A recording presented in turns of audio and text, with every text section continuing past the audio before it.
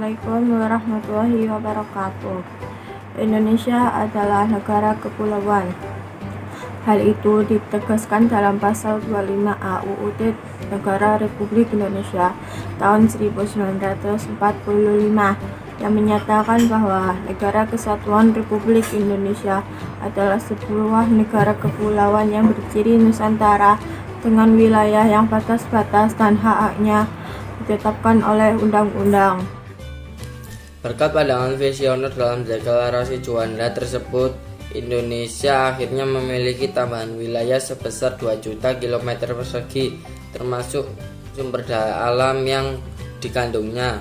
Sebagai negara kepulauan yang wilayah perairan lautnya lebih luas daripada wilayah daratnya, maka peranan wilayah laut menjadi sangat penting bagi kehidupan dan negara. Sesuai dengan hukum laut internasional yang telah disepakati oleh PBB tahun 1982, laut teritorial 12 mil laut, kedalaman laut negara pantai. Zona ekonomi eksklusif 200 mil, 350 dengan landasan benua. 3 hak eksklusif ekonomi negara pantai, tidak ada hak politis. Lautan eksploritas diatur oleh Badan Otoritas Internasional. A. Zona laut teritorial. Batas laut teritorial garis khayal yang berjarak 12 mil laut dari garis ke laut lepas. Zona kontinen. Landasan kontinen ialah dasar laut yang secara geografis maupun morfologi merupakan lanjutan dari sebuah kontinen atau benua. Zona ekonomi eksklusif adalah jalur laut selebar 200 mil ke laut terbuka diukur dari garis dasar. Hai, nama saya Fikri Ardiansyah dari kelas 10 MIPA 2, absen 17. Potensi wilayah daratan Indonesia tidak kalah besarnya dengan wilayah lautan. Di wilayah daratan Indonesia mengalir ratusan sungai, hamparan ribuan hektar hutan, persawahan, dan perkebunan. Selain itu, di atas daratan Indonesia banyak berdiri kokoh gedung-gedung lembaga pemerintahan, pusat pembelajaran, dan pemukiman warga. Di bawah daratan Indonesia juga terkandung kekayaan alam yang melimpah berupa bahan tambang seperti emas, batu bara, perak, lembaga, dan sebagainya. Selain wilayah lautan dan daratan Indonesia juga mempunyai kekuasaan atas wilayah udara. Wilayah udara Indonesia adalah ruang udara yang terletak di atas permukaan wilayah daratan dan lautan Republik Indonesia. Republik Indonesia juga masih mempunyai satu jenis wilayah lagi, yaitu wilayah ekstrateritorial. Wilayah ekstrateritorial ini merupakan wilayah negara kita dalam kenyataannya terdapat di wilayah negara lain. Keberadaan wilayah ini diakui oleh hukum internasional. Perwujudan dari wilayah ini adalah kantor-kantor perwakilan diplomatik Republik Indonesia di negara lain. Sekian dari saya. Wassalamualaikum warahmatullahi wabarakatuh.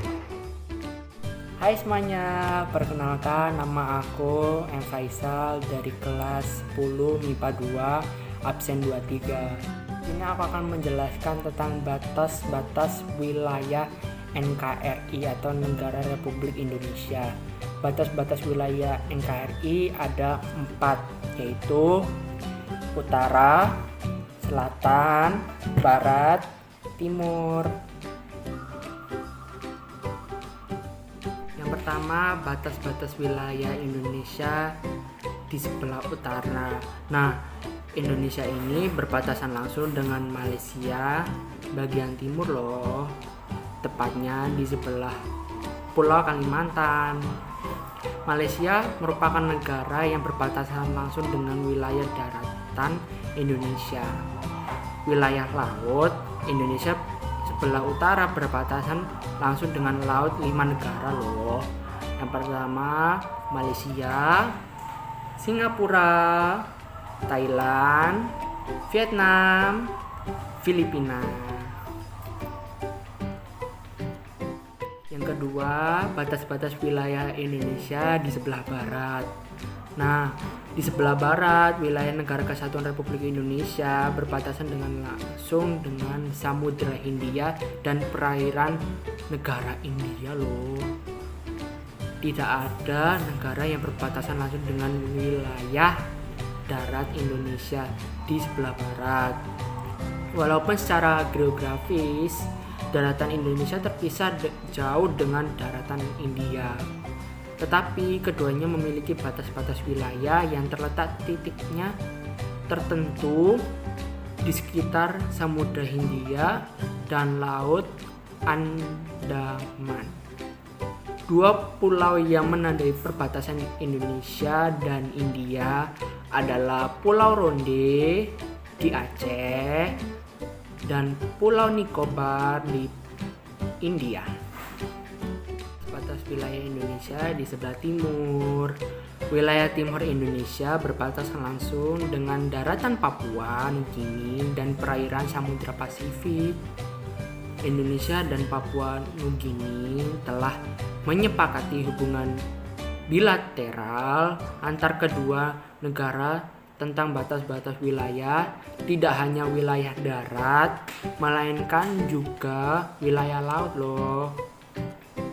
Wilayah Indonesia di sebelah timur, yaitu Provinsi Papua, berbatasan dengan wilayah Papua Nugini. Di sebelah barat, yaitu Provinsi Barat atau Fly, dan Provinsi Sepik Barat, yaitu Sandaun. Yang keempat, batas-batas wilayah Indonesia di sebelah selatan. Indonesia di sebelah selatan berbatasan langsung dengan wilayah darat Timor Leste, perairan Australia, dan Samudra Hindia.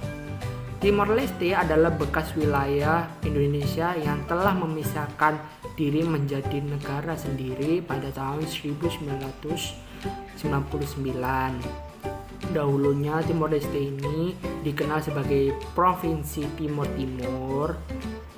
Provinsi Nusa Tenggara Timur atau yang kita sebut dengan Provinsi NTT adalah provinsi yang berbatasan langsung dengan wilayah Timor Leste loh, tepatnya di Kabupaten Belu.